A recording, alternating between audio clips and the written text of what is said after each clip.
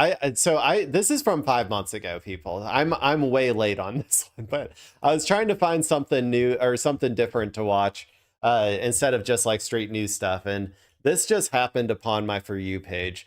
It's from Impulsive. Okay, so get ready to get impugnated. Get ready to get impugnated, people. Okay, this is I guess Logan Paul and whoever this guy is are about to debate Neil deGrasse Tyson on God's existence. So this is like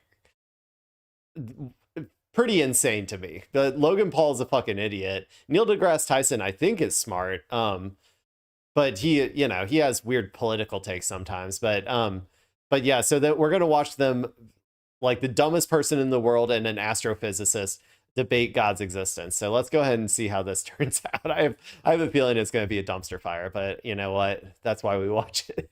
God exist? What? Does God exist?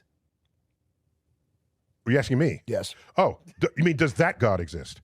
Because yeah, I guess so. Because if you does just any type God into, look at the wiki page on God, and there's thousands of gods listed there. Does any God exist?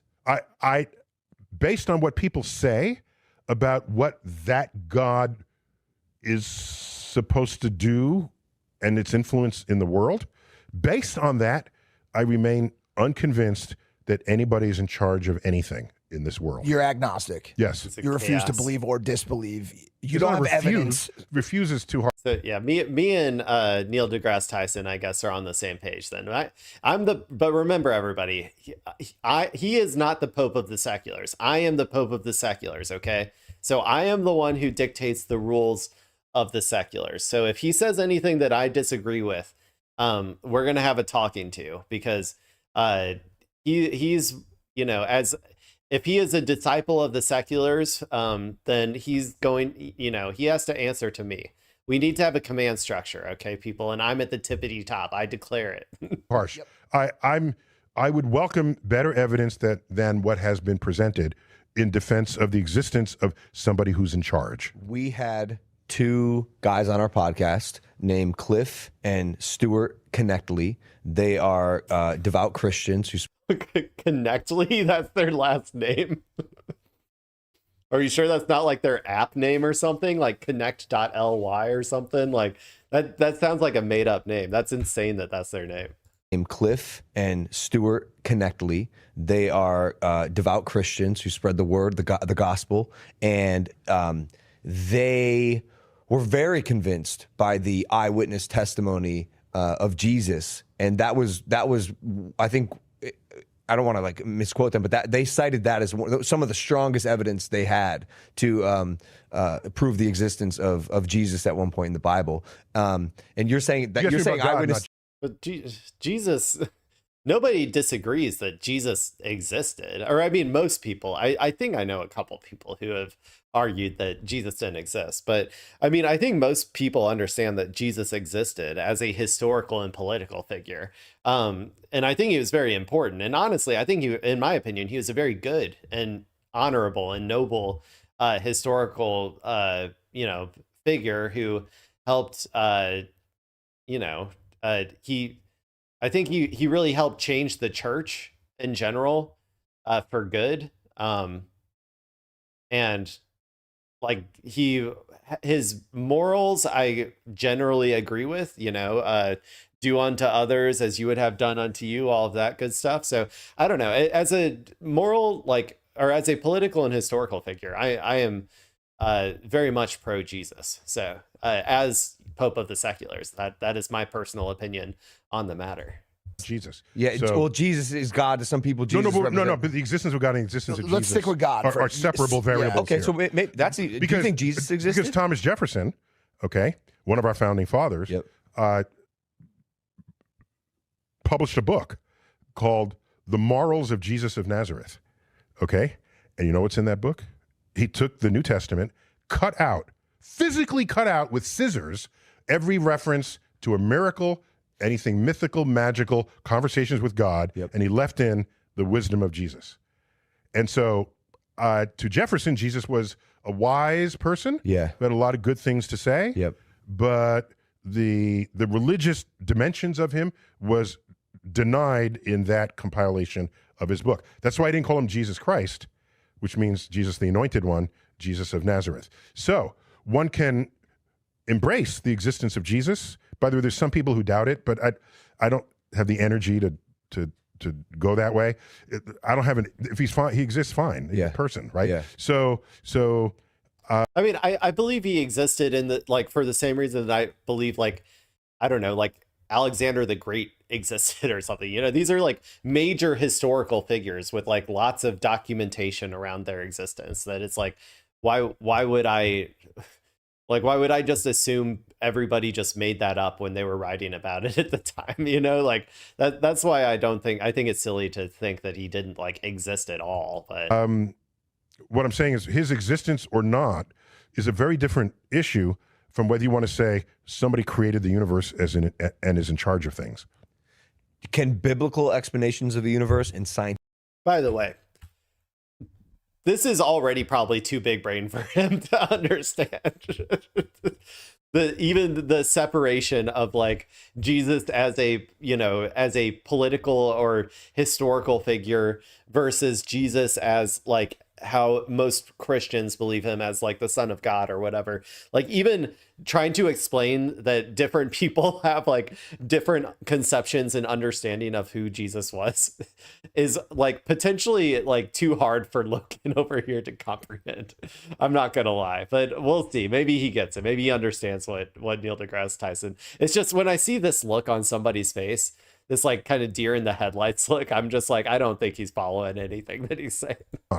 Is a very different issue from whether you want to say somebody created the universe and is in charge of things. Can biblical explanations of the universe and scientific explanations of the universe both be true? The history of that exercise really has not boded well for the Bible. Okay. It's if you go to the Bible and deduce something about how the universe must be based on the Bible, and then make a prediction about the world, not a post-diction. Okay, I kind of disagree with Neil deGrasse Tyson here. This is coming from, I'm telling you, I am agnostic. I do not believe, or I do not have any necessarily, like, I don't, there may be something out there, there may not be, I don't really know. But I do think that you can interpret the Bible in a way that makes sense with the history of the universe. In fact, I'm actually, when I've read the Bible, I was genuinely surprised at the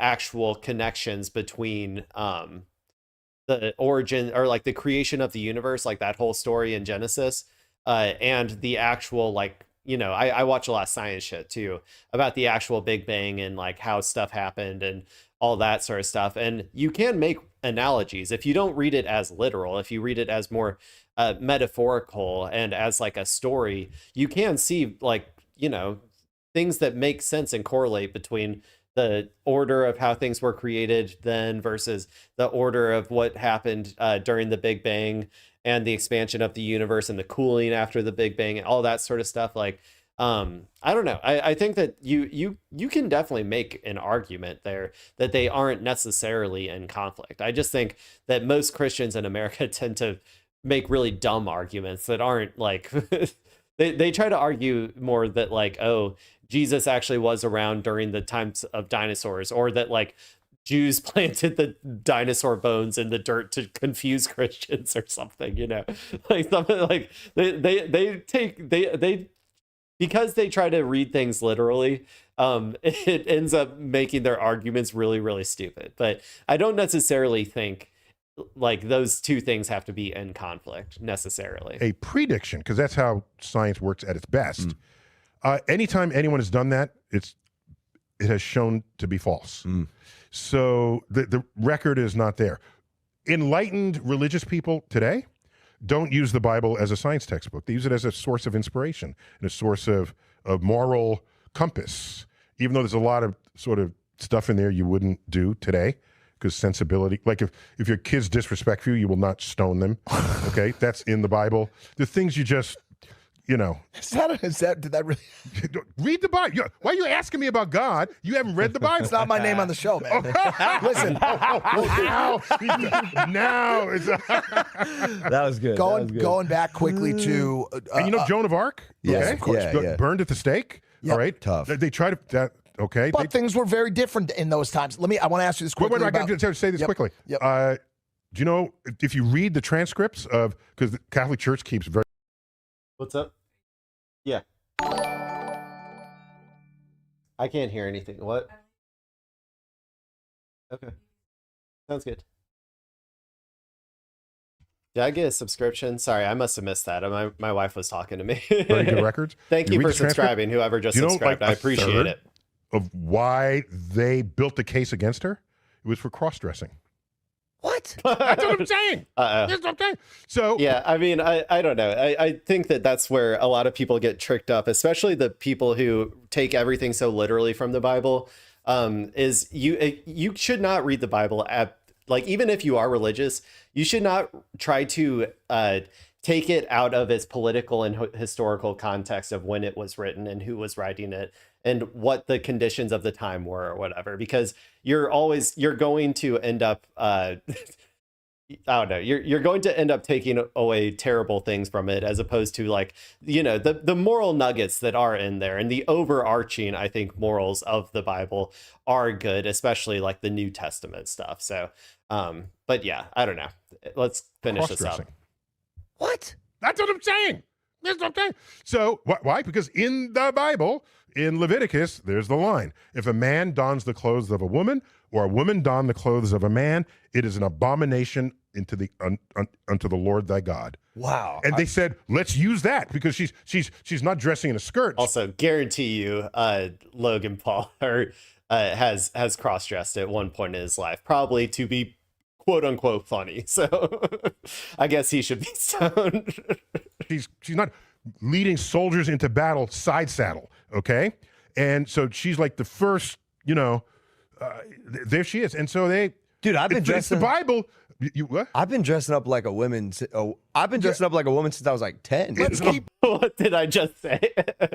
I guarantee it was as a joke, though. Like, it wasn't like, I don't know, to express his gender in a different way or something. I guarantee he was doing it to, like, make fun of women. Like, but yeah, okay. Abomination to the. So what I'm saying is, Neil, let's keep the cross-dressers out of this for a second, all right? Cherry pick the Bible to say that it is your moral compass. Who pushed the button for the Big Bang? Commonly held belief in science community, the Big Bang. It's a frontier of science. Hey guys, if you like that clip, Sure, Logan. I always get Logan and Jake confused. They look way too similar.